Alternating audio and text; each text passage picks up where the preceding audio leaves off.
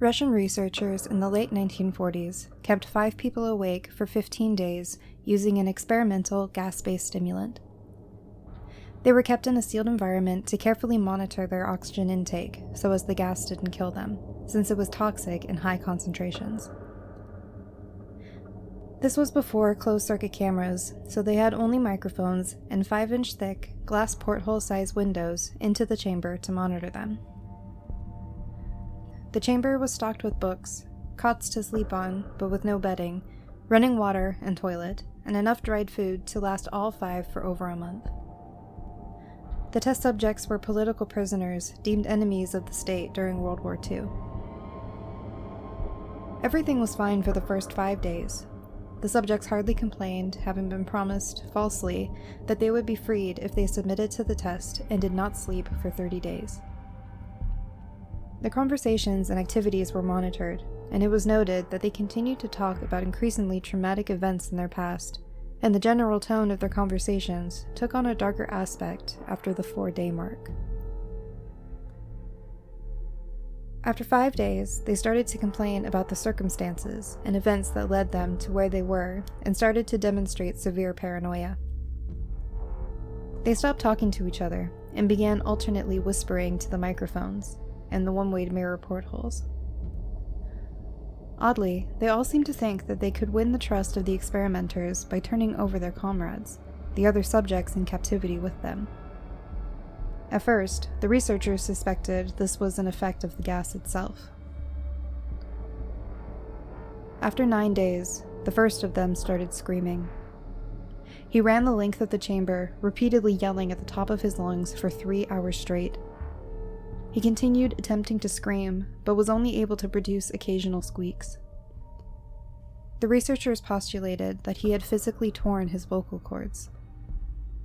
The most surprising thing about this behavior is how the other captives reacted to it, or rather, didn't react to it. They continued whispering to the microphones until the second of the captives started to scream. The 2 non-screaming captives took apart the books, smearing page after page with their own feces and pasted them calmly over the glass portholes. The screaming then promptly stopped, and so did the whispering to the microphones. After 3 more days passed, the researchers checked the microphones hourly to make sure that they were working, since they thought it impossible that no sound could be coming with 5 people inside. The oxygen consumption in the chamber indicated that all 5 must still be alive. In fact, it was the amount of oxygen 5 people would consume at a very heavy level of strenuous exercise. On the 14th day, the researchers did something that they said they would not do to get a reaction from the captives. They used the intercom inside the chamber, hoping to provoke any response from the captives they were afraid were either dead or vegetables. They announced, "We are opening the chamber to test the microphones. Step away from the door and lie flat on the floor, or you will be shot. Compliance will earn one of you your immediate freedom."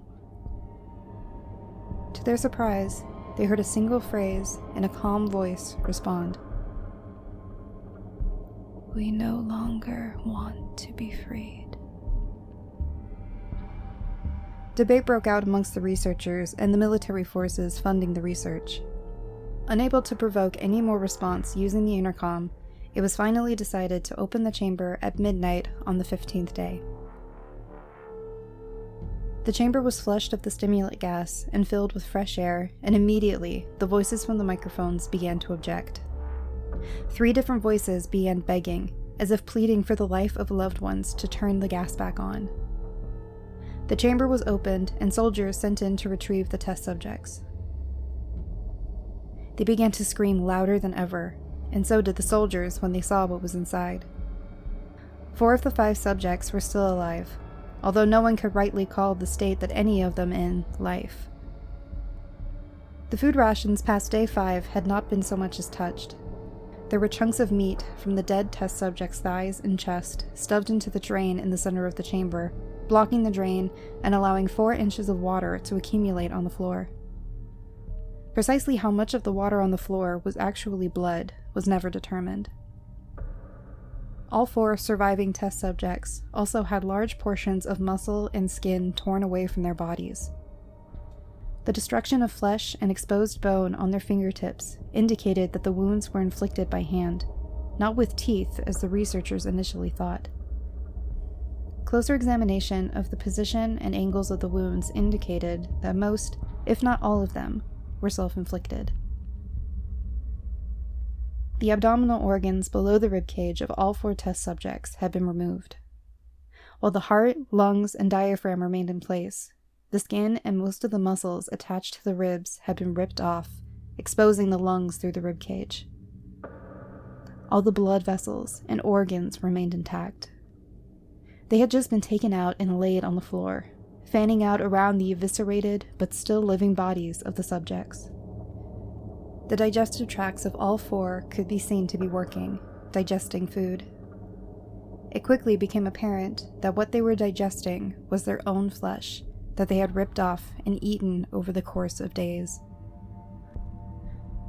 Most of the soldiers were Russian special operatives at the facility, but still many refused to return to the chamber to remove the test subjects.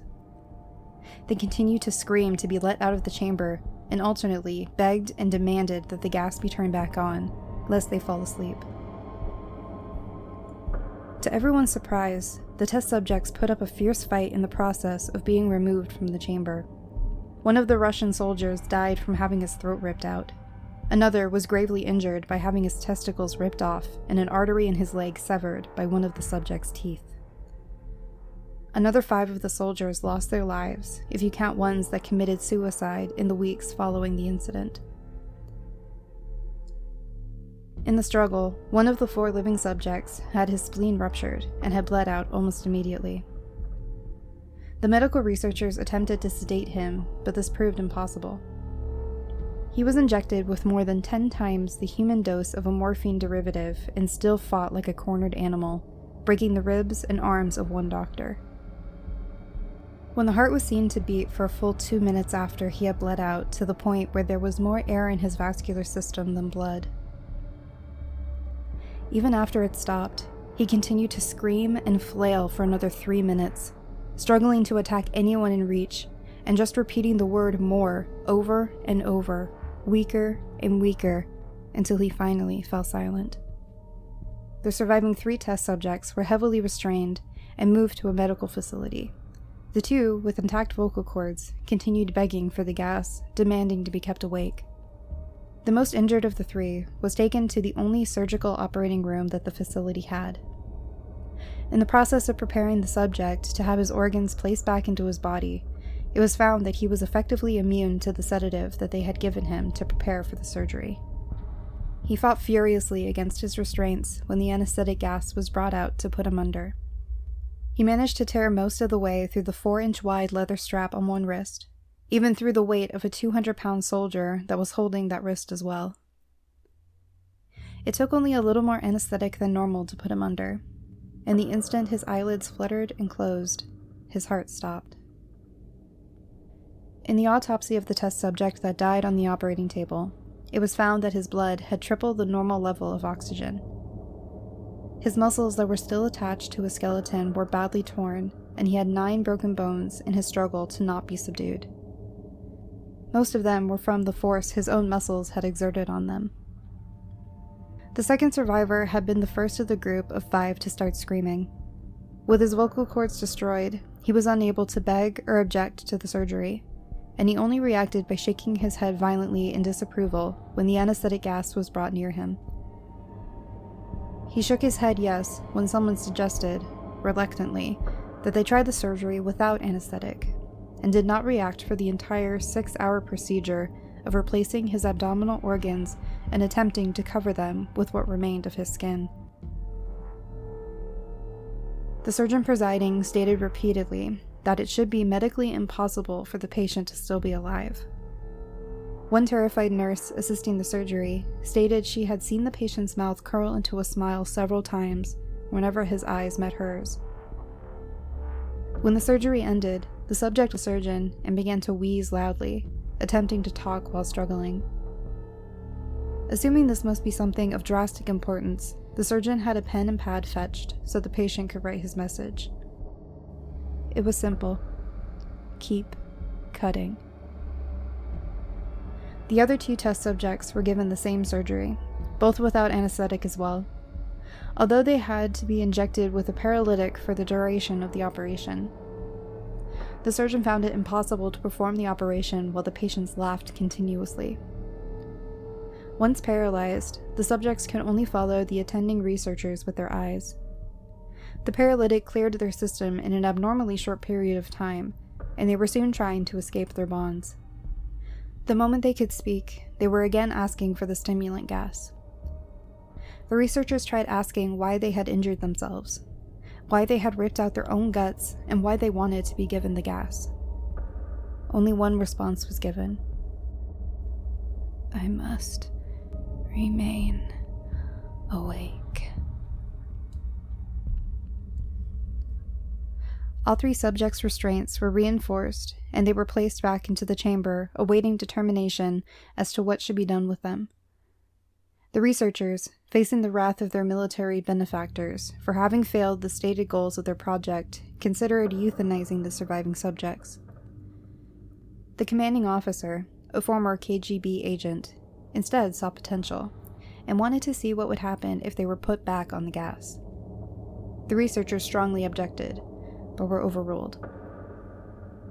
In preparation for being sealed in the chamber again, the subjects were connected to an EEG monitor and had their restraints padded for long-term confinement.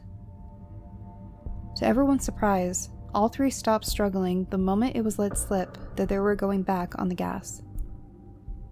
It was obvious at that point all 3 were putting up a great struggle to stay awake. One of the subjects that could speak was humming loudly and continuously. The mute subject was straining his legs against the leather bonds with all his might. First the left, then the right, then the left again, for something to focus on. The remaining subject was holding his head off his pillow and blinking rapidly. Having been the first to be wired to the EEG, most of the researchers were monitoring his brain waves were surprised. They were normal most of the time, but sometimes flatlined inexplicably. It looked as if he were repeatedly suffering from brain death before returning to normal. As they focused on the paper scrolling out of the brainwave monitor, only one nurse saw his eyes slip shut at the same moment his head hit the pillow. His brainwaves immediately changed to that of a deep sleep, then flatlined for the last time as his heart simultaneously stopped. The only remaining subject that could speak started screaming to be sealed in now. His brainwaves showed the same flat lines as the one who had just died from falling asleep. The commander gave the orders to seal the chamber with both subjects inside, as well as 3 researchers. One of the named 3 immediately drew his gun and shot the commander point blank between the eyes, then turned the gun on the mute subject and blew his brains out as well. He then pointed the gun at the remaining subject, still restrained to the bed as the remaining members of the medical and research team fled the room. "I won't be locked in here with these things. Not with you," he screamed at the man strapped to the table. "What are you?" he demanded. The subject just smiled. "Have you forgotten so easily?" the subject asked. "We are you. We are the madness that lurks within you all, begging to be free at every moment in your deepest animal mind. We are what you sedate into silence and paralysis when you go to the nocturnal haven where we cannot tread." The researcher paused, then aimed at the subject's heart and fired. The EEG flatlined as the subject weakly croaked out, "So nearly